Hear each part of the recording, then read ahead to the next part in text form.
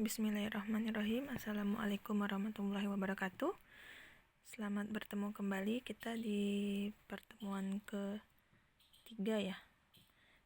Nah, pertemuan hari ini kita masih membahas mengenai logika. Di slide sebelumnya ini ada mengenai hukum-hukum logika. Silakan jika ada pertanyaan, dikiranya Ibu langsung saja ya untuk mempersingkat durasi. Materi sekarang mengenai logika, lanjutan dari logika. Oke, ini hukum-hukum logika bisa dilihat. Nah, hari ini kita lebih ke contoh soalnya ya, membahas contoh soal tabel kebenaran seperti apa. Nah, ini contoh 10. Jadi dengan menggunakan hukum-hukum logika, bagaimana sih proposisi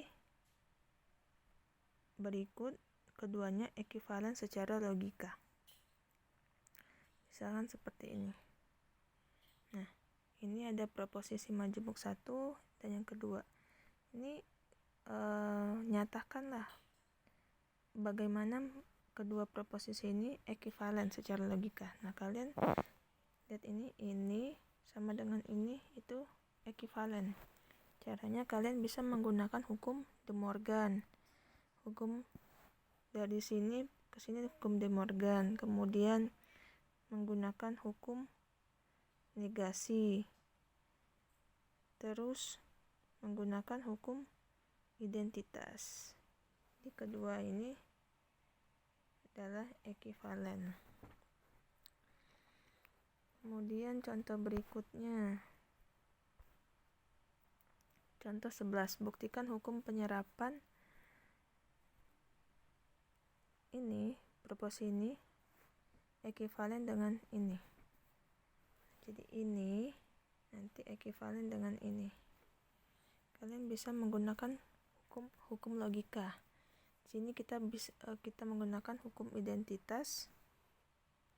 Dari sini hukum identitas, kemudian dari sini hukum distributif, hukum nol, kemudian hukum identitas. Bisa sambil dibuka lagi ya tabel hukum-hukum logikanya. Oke, kemudian kita ke slide selanjutnya. Nah, ini ada soal latihan. Pertama, ada pernyataan tidak benar bahwa dia belajar algoritma tetapi tidak belajar matematika.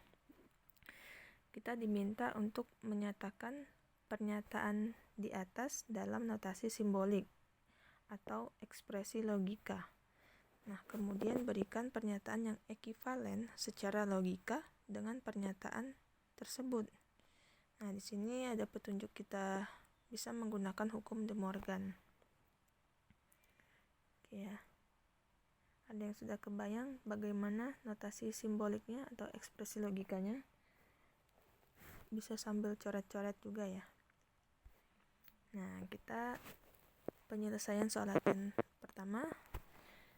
Misalkan proposisi P, dia belajar algoritma.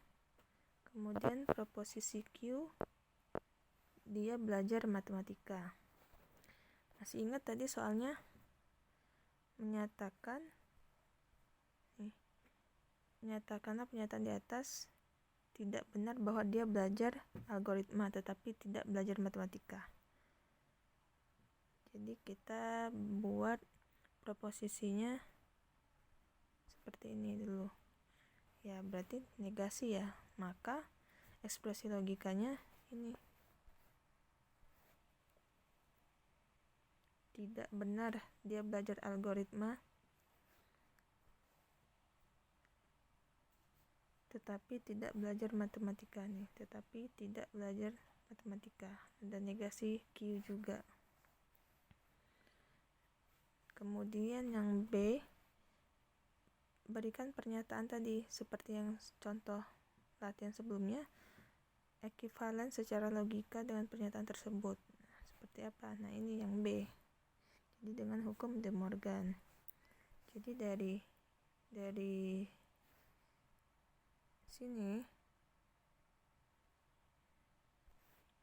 sini itu ekuivalen dengan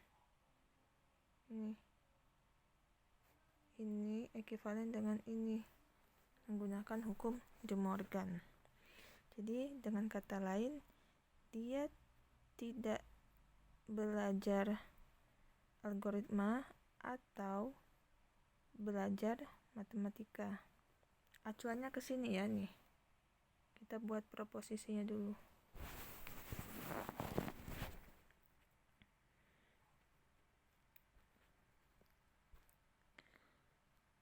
Oke.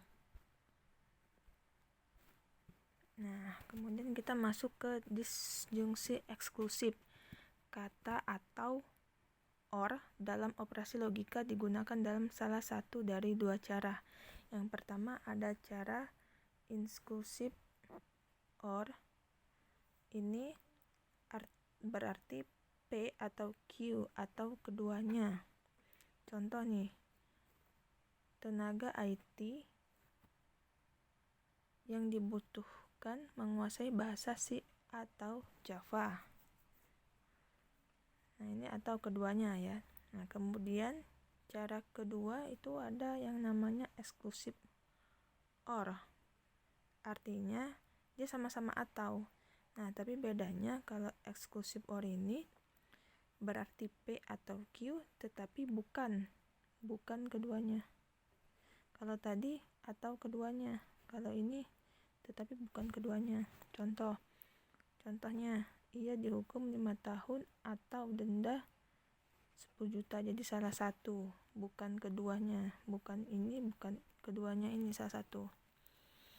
Kalau yang ini atau keduanya, jadi bisa menguasai bahasa C++ dan Java atau keduanya. Contoh, atau kita bisa lihat tabel kebenaran ya nih. Jadi operator logika disjungsi eksklusif SOR, kalau yang inklusif SOR kan inklusif OR itu udah dibahas ya di pertemuan sebelumnya. Yang atau, jika dia salah satu bernilai true, maka hasilnya true. Jadi di sini, nah, bagaimana untuk yang eksklusif SOR yang belum? Nih, notasinya ini ya. Kalau yang atau inklusif OR masih ingat? Atau gimana? Kayak gini. Tuh. Oke, kebalik ya. Oke, kita lanjut ke disjungsi eksklusif SOR. Jadi notasinya ini seperti plus lingkar.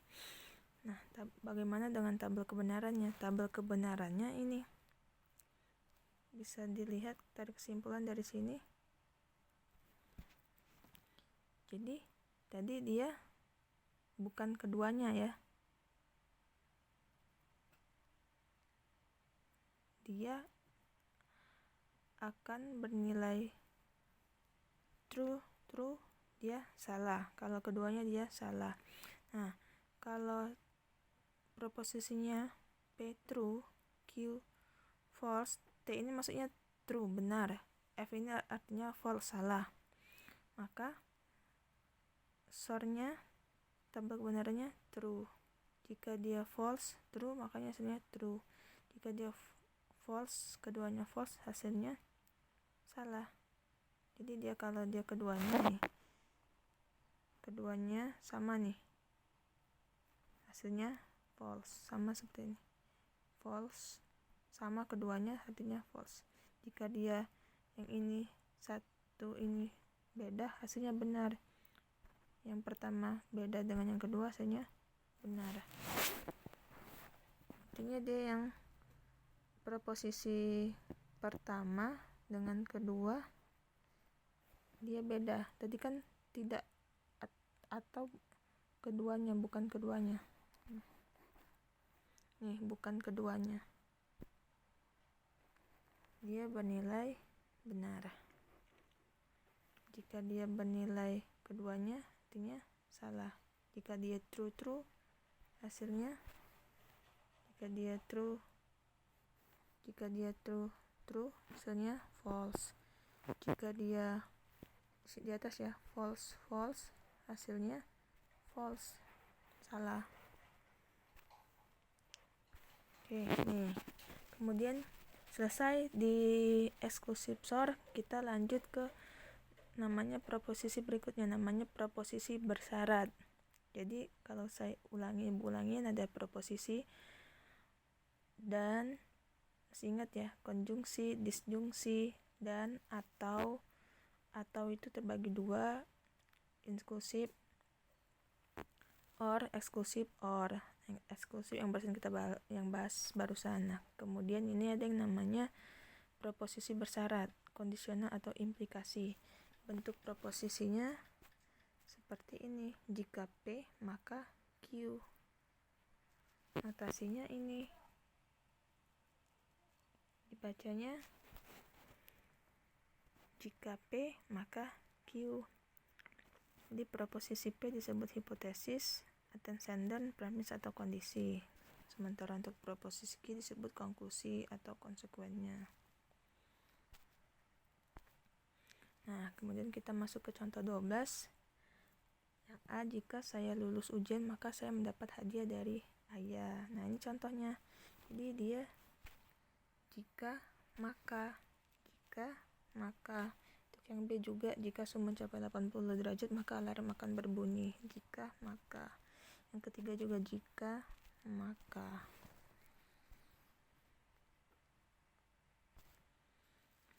Bagaimana cara-cara mengekspresikan yang lainnya, mengekspresikan implikasi ini?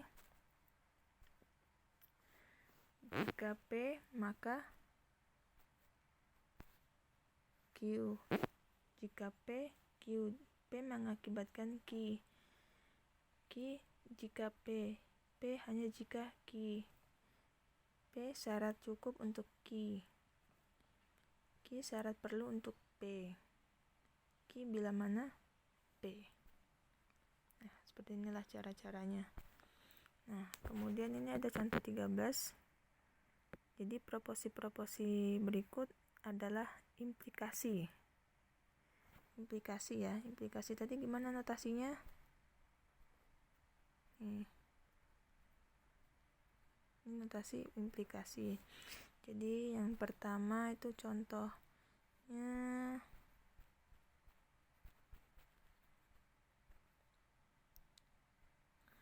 satu, jika hari hujan maka tanaman akan tumbuh subur.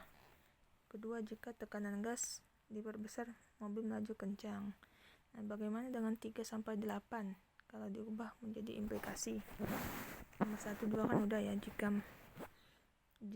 maka. Nomor 2 tadi jika P, Q. Nih, nomor 2 nih. Jika P, Q. Contohnya nomor 2, jika P, Q. Jika tekanan gas diperbesar, mobil melaju kencang. Nah, untuk 3 dengan 8 seperti ini. Bagaimana kita ubah kalimatnya ke slide selanjutnya. Nih. Jadi contoh 14 ini ubahlah proposisi C sampai H. Artinya maksudnya nomor 3 sampai 8. 1 2 kan udah. 3 8 pada contoh 13 di atas ke dalam bentuk proposisi jika P maka Q. Nah, jawabannya ini bisa kalian lihat ya. Ini adalah yang nomor 3 sampai 8 tadi. Di sini. Seperti ini pengubahannya. Jika es mencair di kutub, maka permukaan air laut naik. Jika orang itu diberi ongkos jalan, maka ia mau berangkat, dan seterusnya. Bisa dibaca. Ibu lanjut ya. Nah, penjelasannya. Oh, ini yang Ahmad. Ini lanjutan nomor 3. Jika Ahmad mengambil mata kuliah teori bahasa formal, maka ia sudah lulus mata kuliah matematika diskrit. Nah, penjelasannya, Ahmad bisa mengambil mata kuliah teori bahasa formal hanya jika ia sudah lulus mata kuliah matematika diskrit. Nah, jadi perlu diingat, notasi implikasi ini dapat dibaca P hanya jika Q. Contohnya, Ahmad bisa mengambil mata kuliah teori bahasa formal. Q, Ahmad sudah lulus mata kuliah matematika diskrit. Notasi standar jika P maka Q. Jika Ahmad mengambil mata kuliah teori bahasa formal, maka ia sudah lulus mata kuliah matematika diskrit.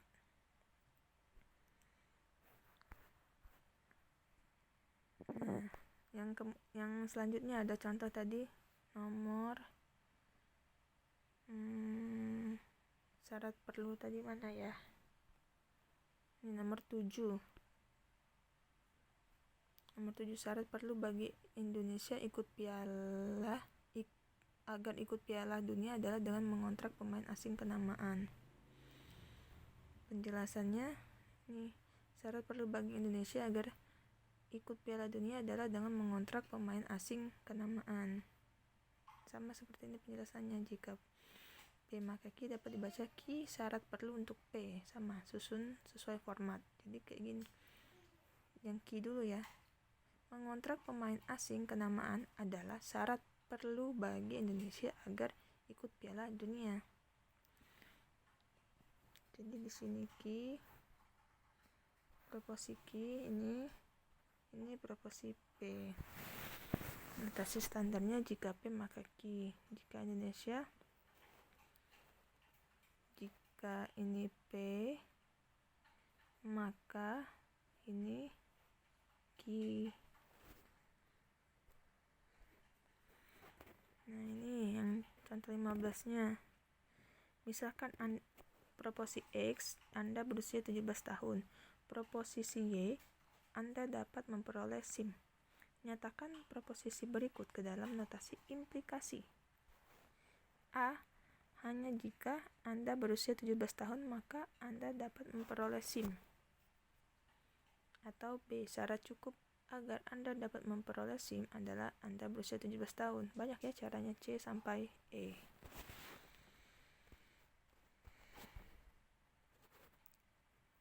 Nah, ini adalah penyelesaiannya.